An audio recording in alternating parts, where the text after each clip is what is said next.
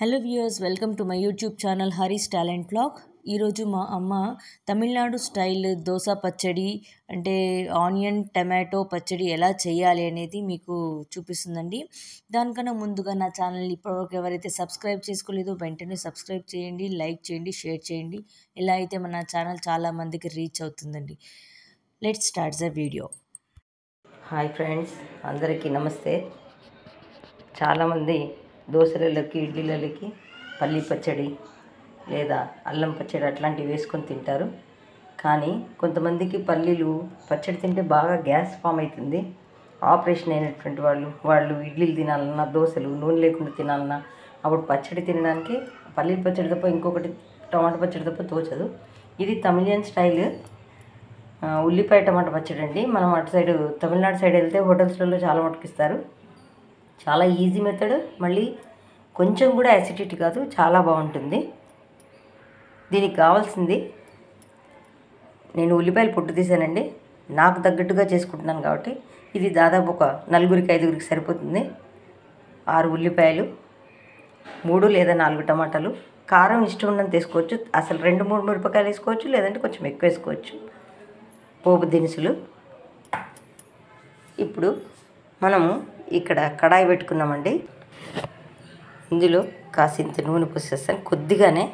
ఎందుకంటే మనం బాండ్లీలో కొంచెం మొదట పోపు పెట్టుకొని పక్కకు పెట్టేసుకుంటే బాండ్లీ కొంచెం మాడిన తర్వాత మనం పోపు పెట్టుకోవాల్సిన అవసరం ఉండదు. ఈ నూనె కాగే వరకు ఇటు చూడండి. 6 ఉల్లిపాయలు తరిగి పెట్టుకున్నాను. మనం టమాటాలు తరగాల్సిన అవసరం లేదు, పచ్చిమిరపకాయలు చిదమాల్సిన అవసరం లేదు. ఇంతట్లో ఇది చూడండి, నూనె కాస్త వేడెక్కింది, బాగా చూసుకోవాలి. అప్పుడే బాగా ఆవాలు చిటపట్లాడతాయి.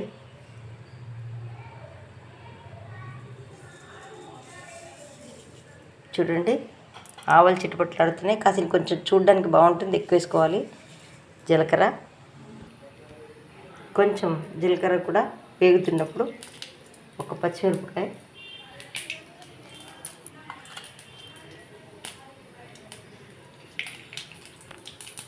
పచ్చిమిరపకాయ వేసిన తర్వాత దాన్ని మనం కొంచెం అటు ఇటు ఆడిచ్చేసి కాస్త కరివేపాకు వేసేస్తే బాగా కనపడుతుంది, మనకు టేస్ట్ కూడా బాగుంటుంది. దీంట్లోనే కాసింత పసుపు వేస్తే పసుపు బాగా కలర్ఫుల్గా ఉంటుంది. నూనెలో వేసిన పసుపు కొంచెం కలర్ అనిపిస్తుంది. ఈ పోపును మనం ఒక గిన్నెలోకి తీసుకున్నామండి. పోపును గిన్నెలోకి తీసేసుకున్నాను. తర్వాత ఇదే బాండ్లీలో కొద్దిగా కొంచెం ఎక్కువ పాదు, ఎందుకంటే ఉల్లిపాయలు కొంచెం వేగాలి కాబట్టి కొంచెం నూనె కొద్దిగా ఎక్కువ వేసుకొని, మరీ అంత కాదు. ఇది చూడండి, నేను ఇది 5 అట్లా సరిపోయేటట్టు పచ్చడి చేస్తున్నాను. ఇది ఏంటంటే చిన్నపిల్లలు కూడా బాగా కారం ఉండదు ఎక్కువ కాబట్టి ఉల్లిపాయలు అట్లా ఏమి ఇబ్బంది ఉండదు కాబట్టి వేసుకోవచ్చు. దీంట్లో అన్నీ ఒక్కసారిగా వేసుకోవచ్చు. ఉల్లిపాయలు, తరగని టమాటాలు, చిదుమని పచ్చిమిరపకాయలు ఇవన్నీ వేసేసుకొని కాసేపు దీన్ని మూత పెట్టుకుంటూ మధ్య మధ్యలో బాగా కొలియాలి. ఇది కొంచెం కలుపుతూ పోతుంటే సరిపోతుంది. ఉల్లిపాయలు బాగా వేడెక్కిన తర్వాత మనం కొంచెం మూత పెట్టేసుకుంటే సరిపోతుంది.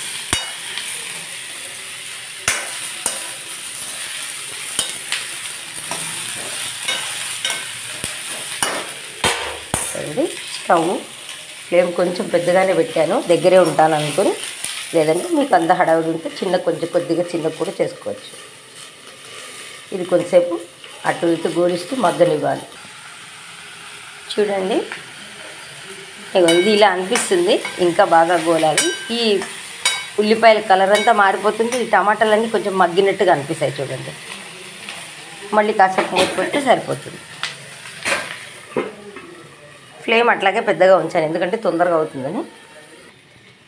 ఒక 5 మినిట్స్ తర్వాత మనం మూత తీసి చూస్తే చూడండి, ఉల్లిపాయలు అవన్నీ గోలినాయి. అదేవిధంగా టమాటాలు కూడా కొంచెం నూనె కలర్ మారి వేరేలాగా అనిపిస్తుంది. ఇది లోపల ఉడికింతుంది, మనకు అట్లా అనిపిస్తుంది. పచ్చిమిరపకాయలు కూడా గోలుతాయి, సరిపోతుంది. ఇంత కలర్ కనుక మంచిగా అయిపోతే సరిపోతుందండి. జస్ట్ ఇదంతా సరిపోతుంది. మనకి కొంచెంసేపు మూత పెట్టేసేసుకొని వదిలిపెట్టేసేస్తే చల్లారే వరకు ఉంచేస్తాం. అయితే దీంట్లో కాసింత పసుపు, మనకిష్టం ఉన్నంత. చూడండి, నాకు కొంచెం తగ్గట్టుగా ఉప్పు, కొంచెం తక్కువ అయితే మళ్ళీ వేసుకోవచ్చు.